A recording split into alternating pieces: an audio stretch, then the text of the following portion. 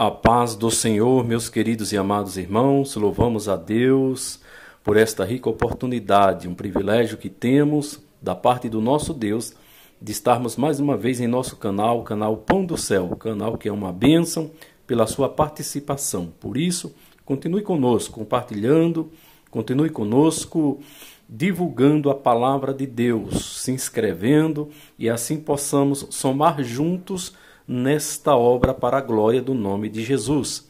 Meus amados, nós estamos subsidiando as nossas lições da Escola Bíblica Dominical. A nossa revista é a revista Betel Dominical e a nossa lição é a lição de número 13 para o dia 23 de setembro de 2018, cujo título é O Messias, o legado de Israel. Meus irmãos, nós iremos contextualizar o que significa Messias e por que Jesus é o legado de Israel. Veja bem, por que o Messias, que é Jesus, seja o legado de Israel. Depois, meus amados, nós iremos pontuar cada tópico de acordo com a revelação do Espírito Santo de Deus para nossas vidas. Muito bem. O Messias, o legado de Israel. O que é um legado? Legado é uma disposição colocada em um testamento que beneficia outra pessoa, deixando a ela algo que tenha ou não valor. Ou também pode se referir a alguém que vai para uma missão especial. Mas a pergunta é, e por que o Messias é o legado de Israel? O legado de Israel no Antigo Testamento foi o símbolo, a figura, a sombra das coisas vindouras, a realidade vivenciada pela igreja a partir do Novo Testamento. Hebreus, capítulo 10, versículo 1. Um dos temas centrais da Bíblia Sagrada é o Messias prometido por Deus para salvar o seu povo. Mas esse assunto ainda confunde muita gente, principalmente porque não sabem exatamente o que significa Messias na Bíblia. André, antes de se tornar apóstolo, ele traz a Pedro uma notícia fantástica. Isso está em João capítulo 1, versículo 41. Que diz assim: ele, André, achou primeiro o seu próprio irmão, Simão, a quem disse: achamos o Messias. O povo judeu esperava ansioso o surgimento de um Salvador, que era chamado por eles de o Messias, que havia de vir. Aguardavam dia e noite o surgimento desta promessa, desta pessoa prometida por Deus. Eles esperavam com muita ansiedade porque esse Salvador fora prometido diversas vezes no Antigo Testamento. Meus irmãos, veja um texto onde é apontado o surgimento do Messias. Isaías 62, versículo 11, que diz: eis que o Senhor fez ouvir até às extremidades da terra estas palavras. Dizei à filha de Sião: eis que vem o teu Salvador. Vem com ele a sua recompensa e diante dele o seu galardão. Esse Salvador esperado era chamado de o Messias. Essa palavra em hebraico quer dizer ungido. É um título que significa que a pessoa separada especialmente pelo Senhor para uma obra especial. Jesus era esse Messias que veio com uma missão especial que era trazer a salvação até o ser humano. Um ungido prometido por Deus. Daí nós entendemos o grande entusiasmo de André em falar todos que haviam encontrado o Messias, Jesus. Inclusive, a palavra Cristo não é um sobrenome de Jesus, mas um título dado a ele. Porque Cristo, na língua grega, significa ungido. Assim, Messias no hebraico e Cristo no grego são títulos que significam a mesma coisa, ungido, e são aplicados na Bíblia ao Senhor Jesus Cristo. No Antigo Testamento, Deus prometeu que ele iria salvar o seu ungido, ou o Messias, para salvar o seu povo. Daniel, capítulo 9, versículo 25. Esse homem iria ser consagrado a Deus para ser profeta, rei e sacerdote, levando as pessoas ao arrependimento e à salvação. Assim, o título de Messias ficou associado ao Salvador prometido por Deus. No tempo de Jesus, o povo de Israel esperava ansiosamente pelo Messias. Os judeus acreditavam que o Messias seria uma figura política e religiosa que iria restaurar a independência e a glória do país de Israel. Já várias pessoas tinham aparecido alegando que eram o Messias e tentando iniciar revoltas contra os povos opressores, como os romanos, por exemplo. Mas nenhum desses falsos Messias tinha conseguido fazer alguma coisa. Quando Jesus veio pregando arrependimento e a salvação, muitos judeus acreditaram que ele era o Messias. Podemos ver em João 1, 40 e 41. E era verdade. Mas o reino que Jesus veio estabelecer não era dessa terra. E o povo que ele veio salvar não era apenas Israel. João 18 e 36. Ele veio para proclamar o reino de Deus e salvar o seu povo, que são todos os que creem em Jesus. E como sabemos que Jesus é o Messias prometido por Deus? Porque Jesus cumpriu plenamente a missão do Messias. Primeiro, como ungido, ele foi completamente dedicado à obra de Deus. Como profeta, durante o seu ministério, ele transmitiu toda a mensagem de Deus. Como sacerdote, ele é a ponte de ligação entre nós e Deus, tendo se oferecido como sacrifício por nossos pecados. E como rei? Como rei, ele reina sobre todo o povo de Deus para sempre.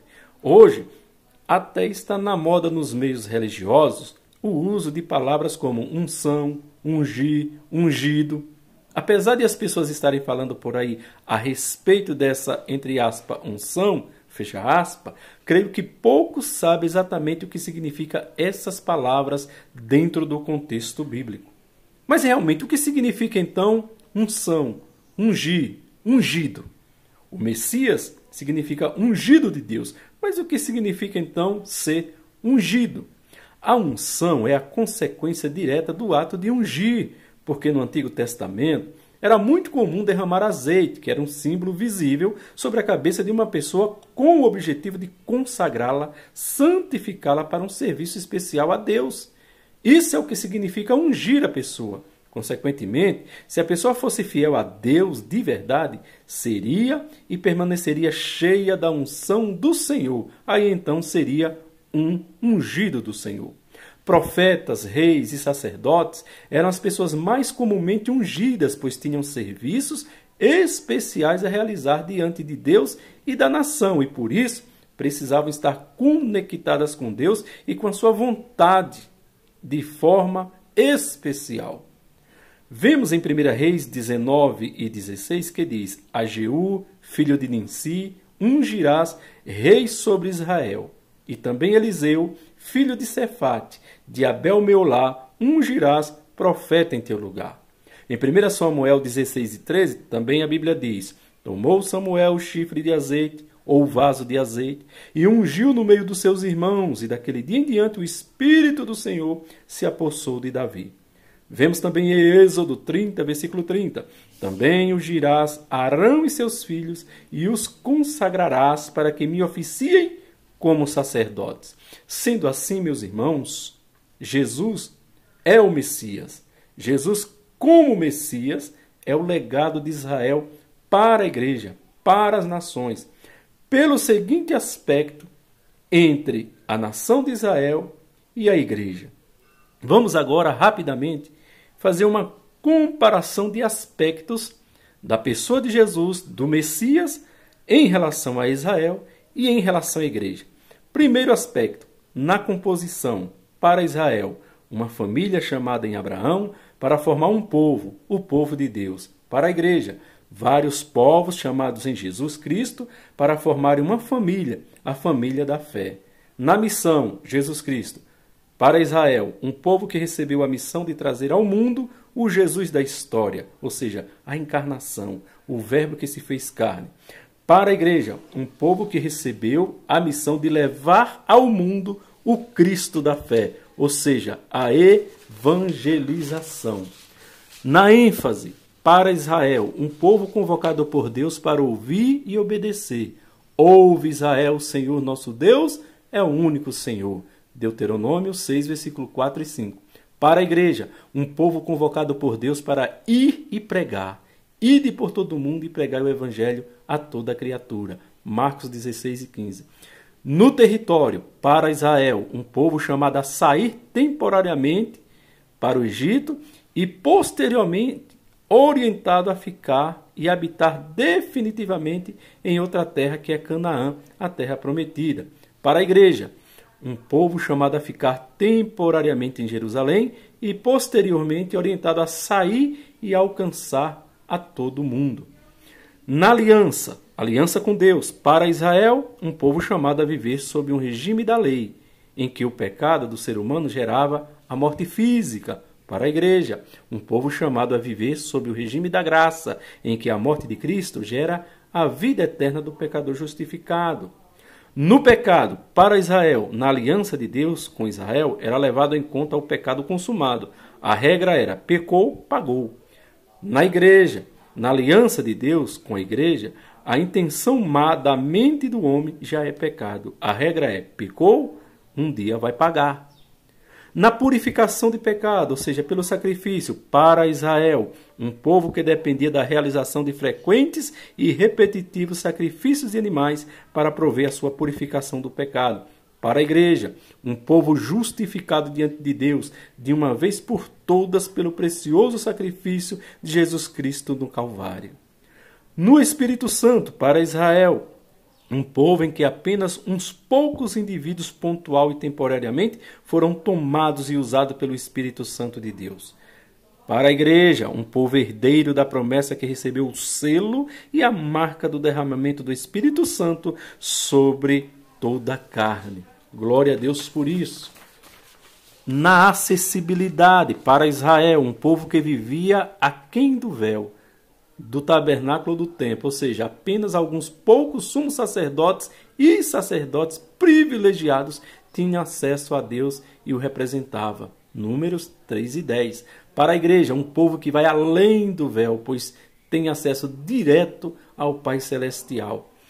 No lugar de culto, para Israel, um povo que tinha um lugar físico como centro de culto, ou seja, o tabernáculo. Para a igreja, mais importante do que um templo suntuoso para se reunir é o fato de que cada crente é sacerdote, é templo do Espírito Santo.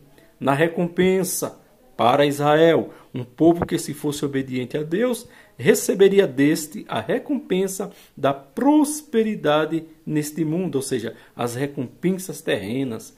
Para a igreja, um povo que, se for obediente a Deus, experimentará sofrimento e perseguição, mas receberá deste a recompensa do mundo vindouro, ou seja, as recompensas eternas. João 16 e 33.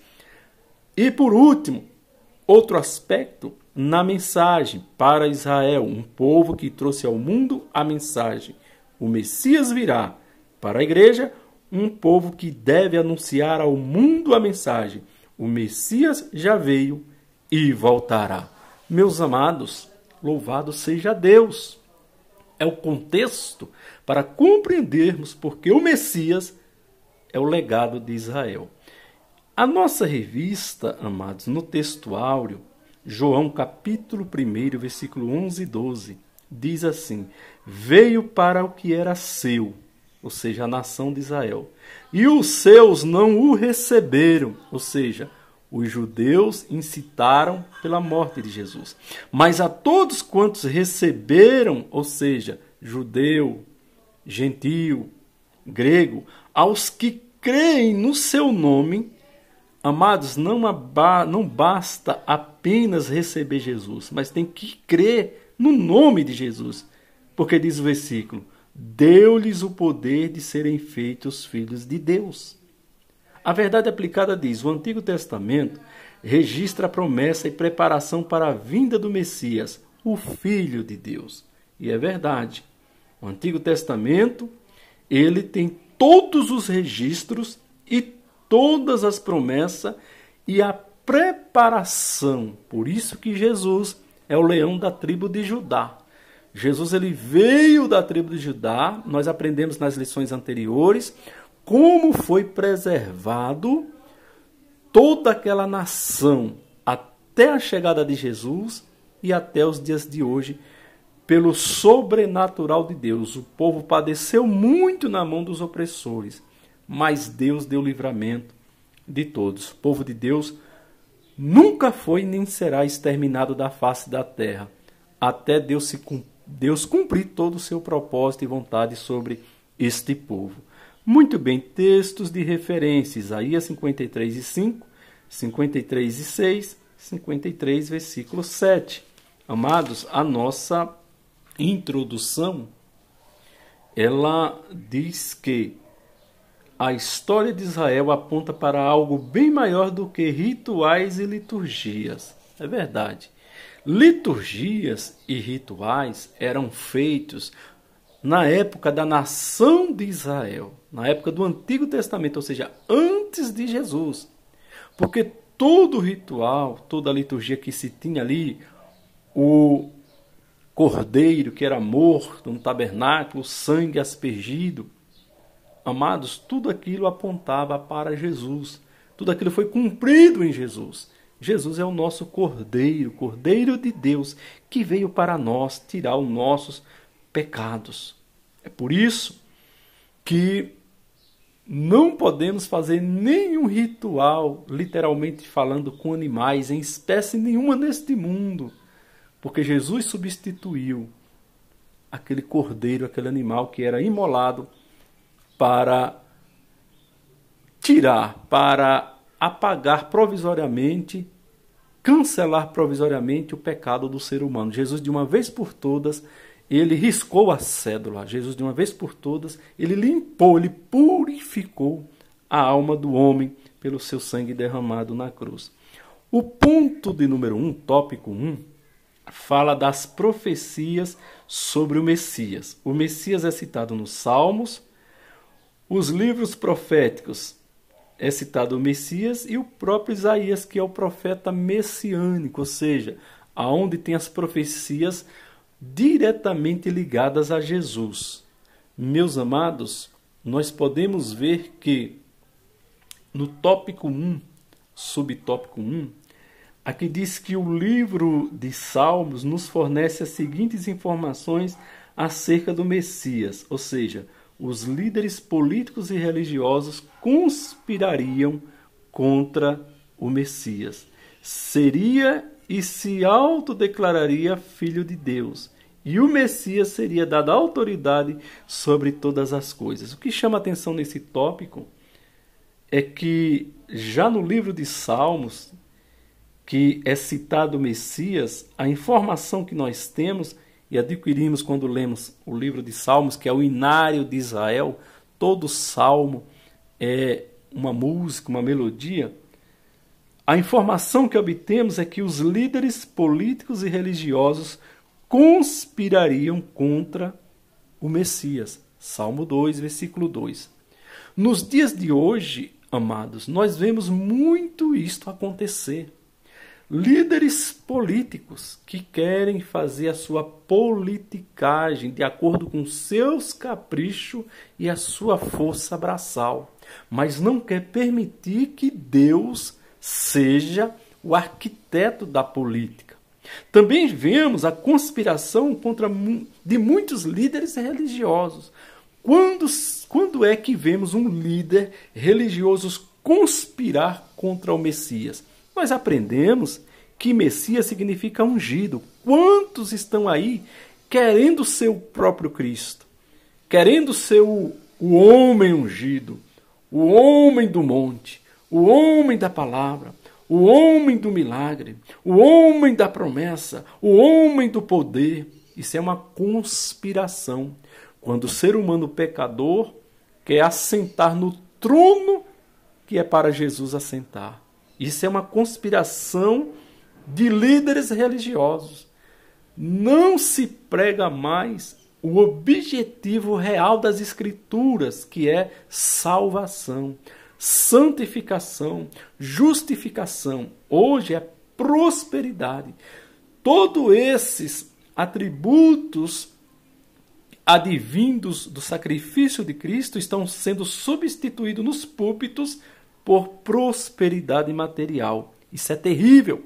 O povo está ficando próspero, mas não está ficando salvo.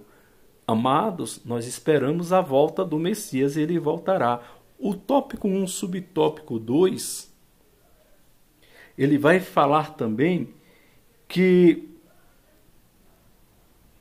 para Oséias, o profeta Oséias, o Messias era o Filho de Deus e seria chamado do Egito e venceria a morte. Venceria a morte. Quando eu falei sobre o tópico 1, subtópico 1, a conspiração, tanto no lado político e religioso contra o Messias, é porque, meus amados, todo homem quer ser rico, todo rico quer ser rei e todo rei quer ser Deus.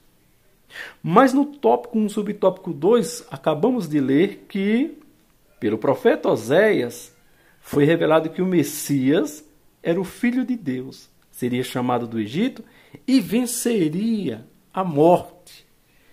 Por que é que o Messias venceu a morte? Ele levou cativo o cativeiro. A morte foi um salário pelas consequências do pecado de Adão. Deus trouxe a morte lá do juízo final e colocou no início da humanidade, sobre a humanidade, porque o salário do pecado é a morte. Então a morte passou a reinar, a tornar em cativeiro as vidas humanas. Mas Jesus levou cativo esse cativeiro. Então está nas mãos de Jesus o poder da morte. A morte não pode matar ninguém se Jesus não permitir, se Deus não permitir. Olha que coisa maravilhosa. Sabe por quê? Porque podemos ver isto diferenciando a morte de um ímpio e a morte de um justo. Porque o ímpio, ele nasce uma vez, nascimento físico, e quando ele morre sem Cristo, ele morre duas vezes. Ele morre fisicamente e morreu espiritualmente. Já o justo, ele nasce duas vezes e morre uma vez, porque ele nasceu fisicamente, depois nasceu da água e do Espírito e morreu uma só vez, que morreu fisicamente. Amém? Meus amados, o tópico 1, subtópico 3, que diz o seguinte: Isaías, o profeta messiânico. Ele é considerado porque muitas das suas profecias se cumpriram na vida do próprio Cristo. Em Isaías, podemos perceber que o nascimento do Messias seria de uma virgem. Isaías 7,14. Amados, o nascimento virginal de Jesus, nós temos que ter como cristão, como uma doutrina fundamental. A fé cristã, ela confessa que Jesus foi gerado no ventre de Maria como homem perfeito e não debaixo do pecado original, que é o pecado de Adão. Hebreus 7,26. Para gerar Jesus no ventre de Maria, não se precisou da intervenção de um pai humano, pois tudo ocorreu como obra do Espírito Santo de Deus. Mateus 1,20. Sem a intervenção de um homem na geração de Jesus, Maria permaneceu virgem até o nascimento de Jesus. Mateus 1,25, parte A. Tal nascimento virginal evidenciou a graça de Deus para a salvação de muitos. Para Maria, seu esposo e todos aqueles que têm vindo a crer no ocorrido, serve de sinal para que se reconhecesse a vinda do Salvador. Amados irmãos, por isso Mateus atesta que o nascimento virginal de Jesus estava de acordo com as palavras do profeta Isaías. Isaías 7,14. A virgem engravidará e dará à luz um filho, a quem chamarão Emanuel, que significa Deus conosco. Isaías 7,14, Mateus 1,23. O nascimento virginal de Jesus é uma obra assombrosa e magnífica de Deus. Se Jesus tivesse descido do céu e se materializado homem, não teria natureza humana, mas apenas divina. Não é? Podemos deduzir isto de dois fatos. Primeiro, sobre aqueles anjos que se materializaram nos dias de Ló, não se diz que passaram a ter duas naturezas, a humana e a de anjos. Não se diz. Segundo, as Escrituras apontam que Jesus assumiu a forma humana e diz que ele foi nascido de mulher. Portanto, Jesus assumiu a forma humana desde que foi gerado no ventre de Maria. Filipenses 2:5, Gálatas 4:4. Portanto, o nascimento virginal de Jesus serviu de evidência de que Deus se fez homem na pessoa de Jesus Cristo e que este possuiria desde então duas naturezas, a humana e a divina. A teologia cristã chama este fenômeno de união hipostática. Por isso, conclui-se que a doutrina do nascimento virginal de Jesus é de fundamental importância para a fé cristã, porque ela exprime o método perfeito que Deus usou para possibilitar esta união. O nascimento virginal apontava assim algo sobrenatural além da graça salvadora de Deus em Cristo Jesus. Jesus, ser gerado do ventre de Maria, é evidência de sua humanidade, é a ação do Espírito Santo e não de um humano para gerar uma semente a si. Impossibilitar que a segunda pessoa da Trindade se focasse toda em assumir a forma humana constitui evidência da divindade de Jesus. Amém, amados? Compreendendo aqui o nascimento virginal de Jesus, que é refutado por muitas religiões e muitos ateus. Mas para nós é uma doutrina, meus amados. Doutrina cristã fundamental para a nossa vida. O tópico 2, ele vai falar a expectativa da vinda do Messias. No tópico 2, subtópico 1, os judeus, eles anseiam a vinda do Messias. Mas espere aí. Para os judeus, o Messias deveria ser o filho de Davi, inigualavelmente dotado e, ainda mais importante, o restaurador da nação de Israel. Então veja que a figura do Messias para os judeus, ela foi assumindo dimensões cada vez maiores na mente da população, porque o povo esperava um Messias que viesse resgatar Israel das mãos dos inimigos humanos, opressores, para fazer de Israel uma nação na terra abençoada e o Messias ser o seu líder maior. Mas o Messias, ele veio no objetivo de salvar a alma do homem da escravidão do pecado. Também salvar Israel da escravidão dos opressores. Mas o objetivo maior, com a vinda de Jesus, não era somente salvar Israel das mãos dos romanos, dos inimigos, de Hitler, seja lá de quem for. Era salvar o homem do domínio do pecado, da opressão do pecado. Meus amados, por isso que o tópico 2, subtópico 2, diz o Messias na concepção do povo. No contexto vivenciado pelos judeus no período da opressão romana, qualquer um que se levantasse demonstrando qualquer característica de um líder revolucionário, o povo corria para ver se era ou não Messias. Então veja bem, na concepção do povo, o povo estava gemendo, sofrendo. Então qualquer um que se levantasse naquela época, o povo já aplaudia na expectativa de que chegou o nosso Messias, chegou o enviado de Deus para nos salvar das garras, das prisões, da opressão dos nossos opressores. O povo gerava essa expectativa. É por isso que naquela época, meus irmãos, segundo a história, muitos homens valentes que se levantaram querendo tomar o lugar do Messias foram dados o nome de Jesus. Então, quando você vê em alguma reportagem, de vez em quando aparece que acharam o túmulo de Jesus e acharam com ossos, acharam com todos os restos mortais de Jesus.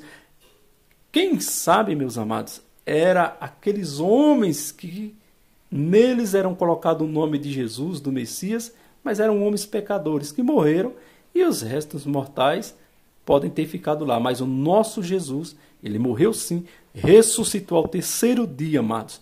Vive e reina à destra de Deus e em nós, porque ele disse que onde estivesse 2 ou 3 reunidos em seu nome, no meio ele estaria. Meus amados, o tópico 2, subtópico 3, diz a rejeição do Messias. Sabe por quê? Durante a sua adolescência, ele esteve no meio dos doutores. E apesar de ter o seu nascimento predito por anjos e várias profecias do Antigo Testamento, foram reveladas minúcias ao seu respeito. E o povo judeu não conseguiu ver em Jesus as qualificações de um rei.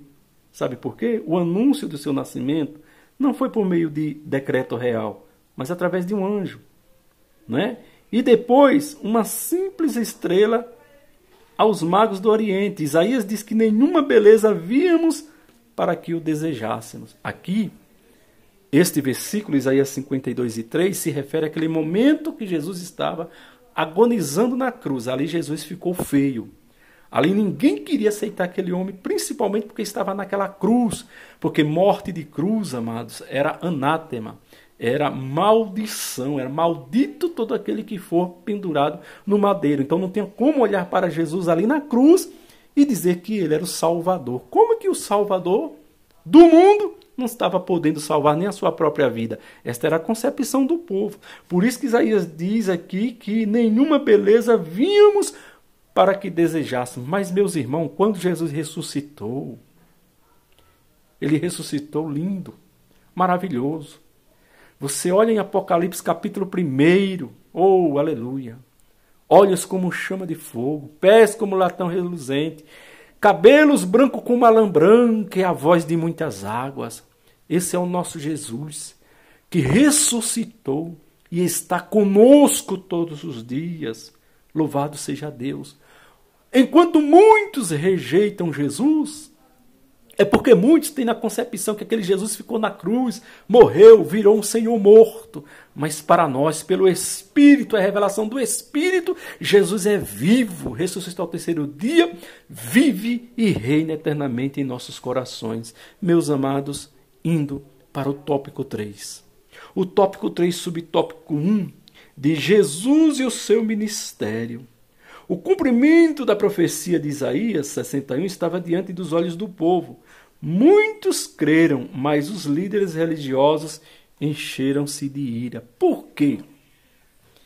Porque os líderes religiosos, quando Jesus começou o seu ministério, eles viviam pela lei de Moisés, mas viviam em benefício próprio. Eles usavam a lei para aplicar nos outros e não em si mesmo.